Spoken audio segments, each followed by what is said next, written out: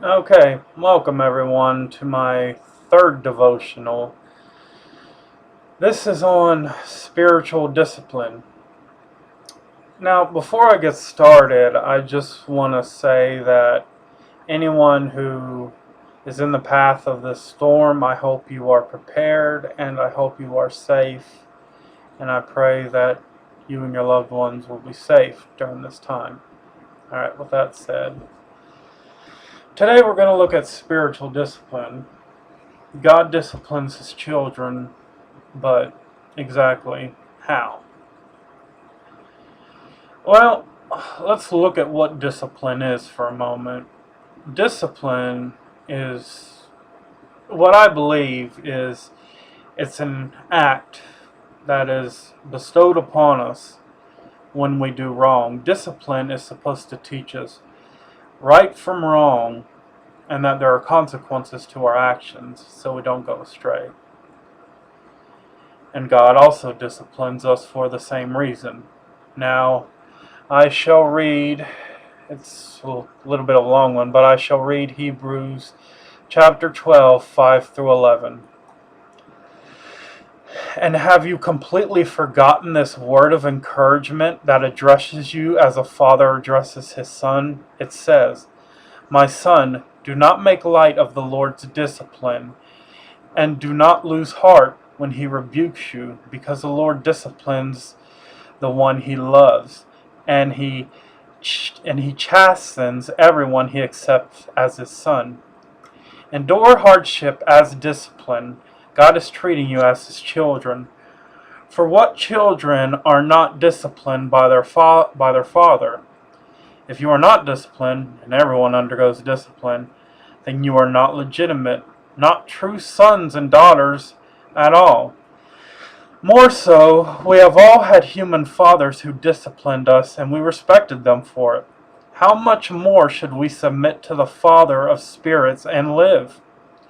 They disciplined us for a little while as they thought best, but God disciplines us for our good in order that we may share in his holiness. No discipline seems pleasant at the time, but painful. Later on, however, it produces a harvest of righteousness and peace for those who have been trained by it." Okay.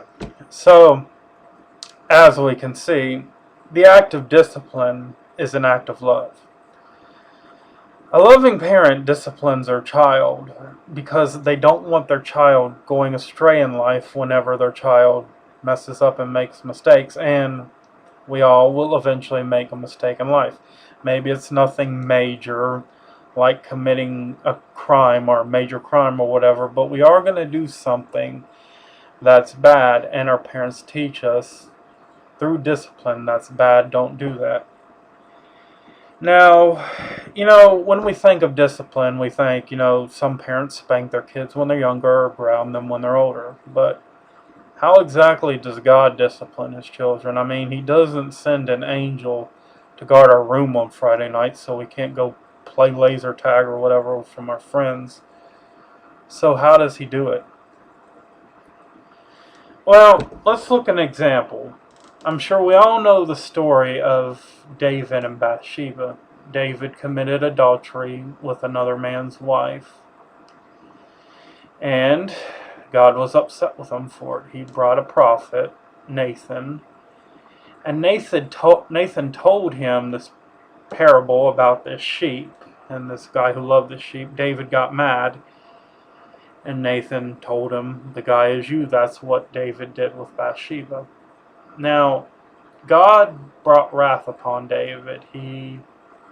Not only did he lose the first child Bathsheba had bore him, but he also got his kingdom taken away from him by his own son, Absalom.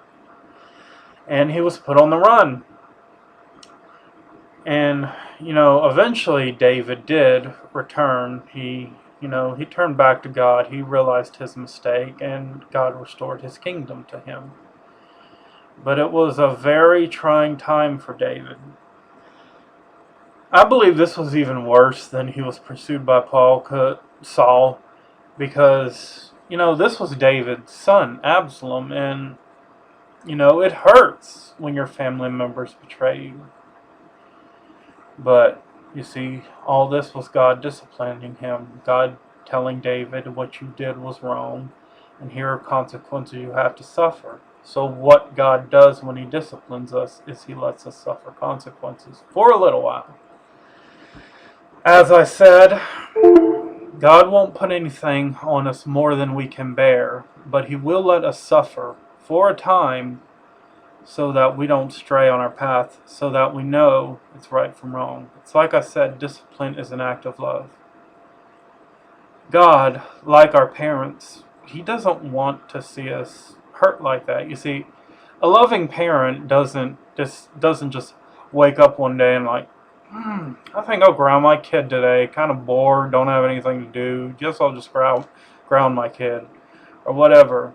No, as a loving parent, they don't want to see their child suffer, but they understand that if they don't teach kids consequences to their actions, they'll go astray. Because if you don't learn right from wrong, a lot of people, a good number of people, this is why they end up bad in life, because sometimes they don't have good parents that don't teach them right from wrong. Now, I know this isn't a case from everyone.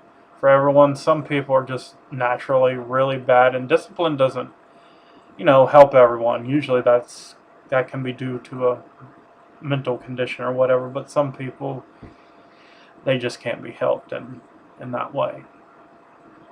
But God, he will let us suffer the consequences. He won't always rescue us from our actions when we do something bad. We may suffer sometimes, but this is God teaching us that this is wrong, and you need to know there's consequences to your actions. So, if you mess up, if you do something that's wrong, and you suffer consequence, don't be surprised if God doesn't rescue you from it, or at least right away. Like I said, God won't put anything more on us than we can bear. But so that we can learn that there's right from wrong and that there's consequences for our actions, God will let us suffer a bit so that we don't go astray and that we can learn. Just like he let David suffer for a while. David was eventually restored, but he had to suffer discipline. Anyway, so, yeah. God is our Father, and he loves us, and like any loving parent, he disciplines his kids. Anyway, so that's discipline for us, and let's just all accept it and try to learn and be better people from it. Next time, I will be discussing spiritual gifts. What exactly is the point of spiritual gifts, and does everyone have one? What use are they to us? Why does God bestow us these gifts upon us? Anyway, I hope you all remain safe during the storm. May God get you through this trying time if the storm does affect you badly. Anyway, God bless you. I wish you all a good and safe week, and until next time, stay